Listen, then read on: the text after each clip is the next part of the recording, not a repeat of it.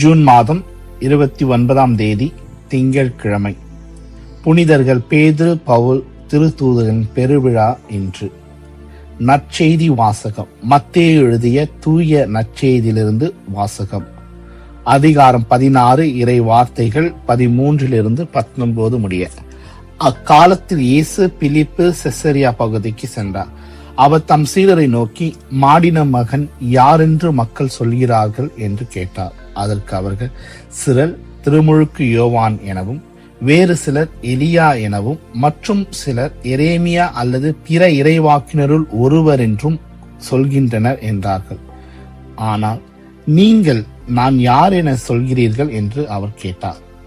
சீமோன் பேதுரு மறுமொழியாக, நீர் மெசியா, வாழும் கடவுளின் மகன் என்று உரைத்தார். அதற்கு இயேசு, யோனாவின் மகனான சீமோனே, நீ பேறு பெற்றவன், ஏனெனில் எந்த மனிதரும் இதை உனக்கு வெளிப்படுத்தவில்லை, மாறாக விண்ணகத்திலுள்ள என் தந்தையே வெளிப்படுத்தியுள்ளார். எனவே நான் உனக்கு கூறுகிறேன், என் பெயர் பேதுரு, இந்த பாறையின் மேல் என் திருச்சபையை கட்டுவேன், பாதாளத்தின் வாயில்கள் அதன் மேல் வெற்றி கொள்ளா. விண்ணரசின் திறவுகோள்களை நான் உன்னிடம் தருவேன். மண்ணுலகில் நீ தடை செய்வது விண்ணுலகிலும் தடை செய்யப்படும், மண்ணுலகில் நீ அனுமதிப்பது விண்ணுலகிலும் அனுமதிக்கப்படும் என்றார். ஆண்டவரின் அருள்வாக்கு. கிறிஸ்துவே உமக்கு புகழ்.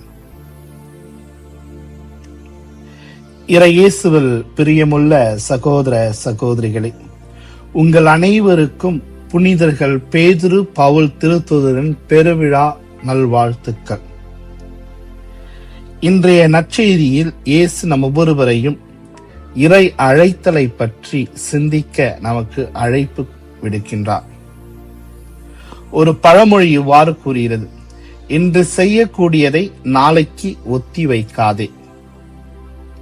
இன்றைய நற்செய்தி வாசகத்தில் இயேசு நம்மை தமது சீடர்களாகவும் தம்மை பின்பற்றுபவர்களாகவும் அழைக்கின்றார்.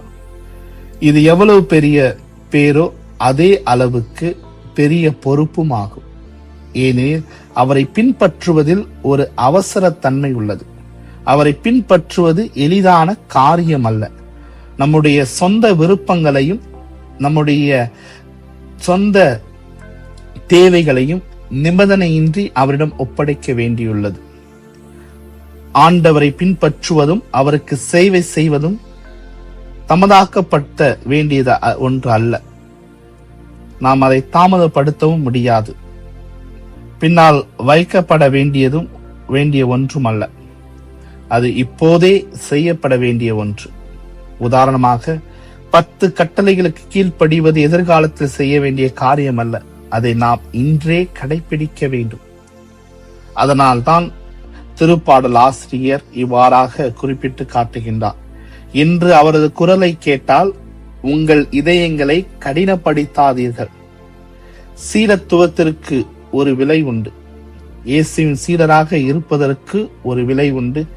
தம்மை பின்பற்ற விரும்பும் ஒவ்வொருவரும் எதற்குள் தங்களை அர்ப்பணிக்கிறார்கள் என்பதை இயேசு தெளிவாக நம்மை அறிய செய்கிறார்.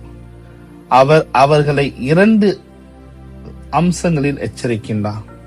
முதலாவதாக, நீங்கள் என்ன செய்கிறீர்கள் என்பதை சிந்தியுங்கள், அதன் விலையை கணக்கிடுங்கள். அதாவது, இயேசுவை நம் ஆண்டவராகவும் குருவாகவும் பின்பற்றுவதற்காக தேவையான தியாகங்களை செய்ய தயாராக இருக்க வேண்டும். தேவைப்பட்டால் நம் உயிரையே தியாகம் செய்ய தயாராக இருக்க வேண்டும். அதைத்தான் இன்றைய நாளிலே நாம் பெருவிழாவாக கொண்டாடி கொண்டிருக்கின்ற புனிதர்கள் திருத்தூதர்கள் பேதுருவும் பவுலும் தங்கள் வாழ்க்கையை முழுவதுமாக இறை சித்தத்திற்காகவும் இறைவனுடைய ஆட்சிக்காகவும் ஒப்படைத்தனர். இயேசுவை பொறுத்தவரை நம் மீது கொண்ட அன்புதான் தம் உயிரையே நமக்காக அர்ப்பணிக்க அவரை தூண்டியது. அதுபோல கிறிஸ்துவின் அன்பு நம்மையும் ஆண்டவருக்காக அனைத்தையும் அர்ப்பணிக்க தூண்டட்டும். நம்மை முழுமையாக இறைவனுக்கு கொடுப்பதை தடுக்கின்றவை எவை? நம்முடைய பயமா, சுயநல அக்கறையா, உலக கவலையா, பொருட்கள் மற்றும் உறவுகளின் மீதான பற்றுதல்களா? ஆகவே அன்புமிக்க சகோதர சகோதரிகளை, இறைவனுடைய அழைப்பு என்பது, அந்த அழைப்பிற்கு நாம் உடனடியாக பதில் கூற வேண்டும். அதைத்தான் பவுல் அடிகளாரும் புனித பேதுருவும் நமக்கு கற்றுக் கொடுக்கின்ற ஒரு முக்கியமான பாடம். உடனடியாக இறைவனுடைய அழைப்புக்கு நாம் ஆம் என்று சொல்லி இறை சித்தத்தை நிறைவேற்ற நம்மை முழுவதுமாக அர்ப்பணிக்க இந்த நற்செய்தி வழியாக இயேசு நமக்கு அழைப்பு விடுக்கின்றார். இரண்டாவதாக, நம்மை இந்த இறை அழைத்தலுக்குள் நம்மை செலுத்தும் பொழுது பல காரியங்கள் தடையாக வருகின்றன. இந்த இயேசுவை பின்பற்றுவதில் தடையாக இருக்கும் அனைத்திலிருந்து நாம் விடுபட வேண்டும். தனிப்பட்ட ஆசைகளும் விருப்பங்களும் நம்மை அவரிடமிருந்து விலக்குகின்றன. இவற்றிலிருந்து விடுபடுவதன் இதயத்தின் எளிமைக்கு வழி ஆண்டவரை நம் செல்வமாகவும் மகிழ்ச்சியாகவும் ஏற்றுக்கொள்ள இது அவசியமான படியாகும். இந்த விடுதலை ஆண்டவருக்கும் அவரது பணிக்கும் நம்மை முழுமையாக அர்ப்பணிக்க இறைவன் நமக்கு வழிவகை செய்கின்றார்.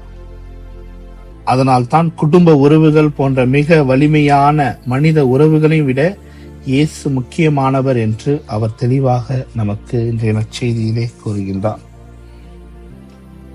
ஆகவே இயேசுவில் அன்புமிக்க சகோதர சகோதரிகளை, இறை ஆட்சியை கட்டி எழுப்பும் பணியில் முழுமையாக பங்கு கொள்ளும்படி நம் ஆண்டவர் இயேசு கிறிஸ்து நமக்கு அளிக்கும் அருளான அழைப்பின் அவசர தன்மையை நாம் தெளிவாக உணர வேண்டும்.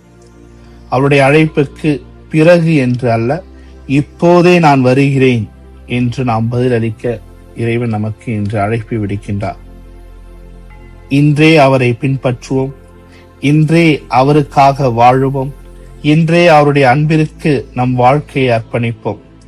இன்று அவரது குரலை கேட்டால் உங்கள் இதயங்களை கடினப்படுத்தாதீர்கள் என்ற திருப்பாடல் ஆசிரியருக்கு ஏற்ப இறைவன் குரலை கேட்ட உடனே நாம் அவர் குரலுக்கு பதிலளிக்க இறைவனின் அருள் வேண்டி செபிப்போம். அதைத்தான் திருத்தூதர்களான